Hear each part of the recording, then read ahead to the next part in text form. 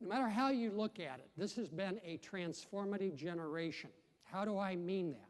Well, first of all, if you think about when baby boomers were little babies, there are about 4 of them per mother in the United States. There were a lot of mouths to feed, and those mothers got really tired of homemade baby food.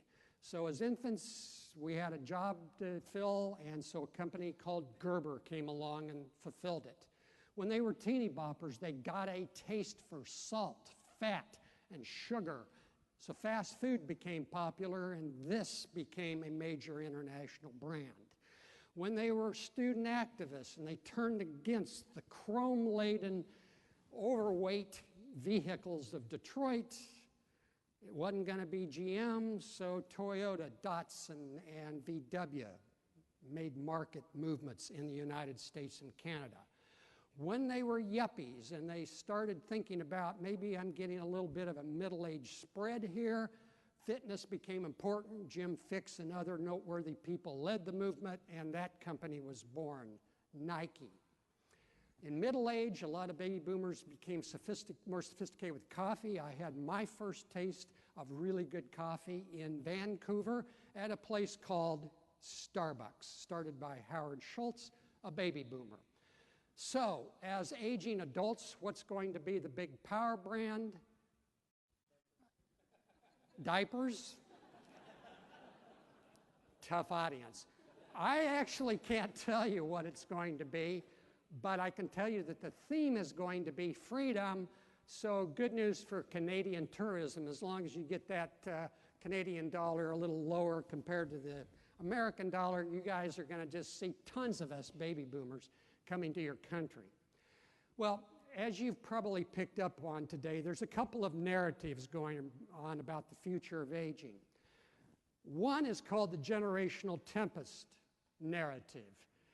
And that basically is that social insurance is unsustainable with the aging of boomers plus. That'd be boomers and everybody else older. You've probably been hearing that a lot. In fact, Larry Kotlikoff pointed out that the unfunded liabilities to the infinite horizon is $211 trillion. The U.S. is effectively bankrupt and in danger of becoming a second-tier city. I mean country, not city. And in the marketplace for medical advancements, it is written that it will increase in cost as this generation ages. So, Medicare and Social Security and social insurance is fiscal child abuse. Those are heavy words.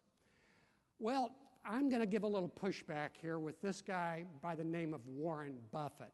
Now, this is a quote taken. This isn't something he wrote, so it's a quote the way he spoke it.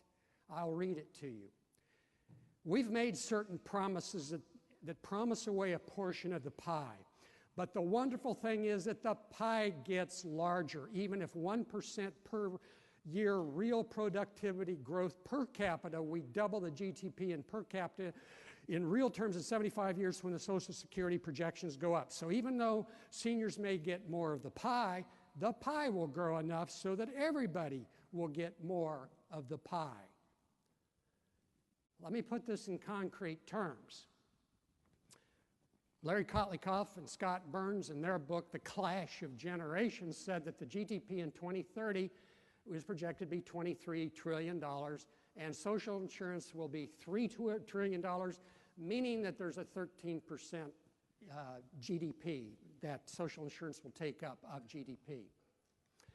Now, if you check with the Center for Economics and Business Research and the World Economic League, they predict that the GDP in 2030 will be $33.15 trillion in the U.S.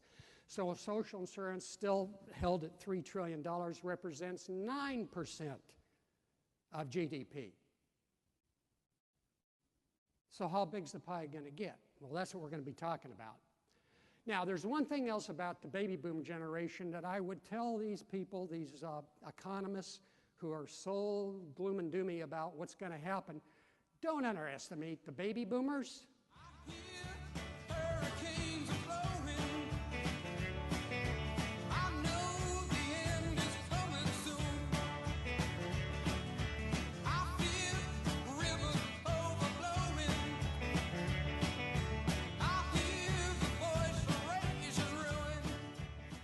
Now, for some of you who might remember that song, that was one of the most popular anti-Vietnam War protest songs by John Fogerty. Interesting how the words kind of match up with this narrative. This generation just does not sit back and take the norm as a given. So I have what I offer you to think about is the transformation narrative, a different viewpoint. First of all, economists have been underwhelming their ability to predict major transformations. Show me an economist who, in writing in 1975, predicted that in 1985, desktop computers were going to take over and create a new industry, software, hardware, and everything associated with that. Or show me an economist who, in 1985, 10 years later, predicted that this thing called the internet was going to change everything about global business. Let me know if you know any of those people. Well, the boomers have been at the center of the microcomputer and the internet revolution. Bill Gates, Stephen Jobs, Tim Berners-Lee, who is credited for inventing the HTML, or hypertext markup language. Boomers also changed the sociology and culture around racial, gender, and sexual identity and equality. So it stands to reason that the boomers are going to change the narrative and the sociology around aging.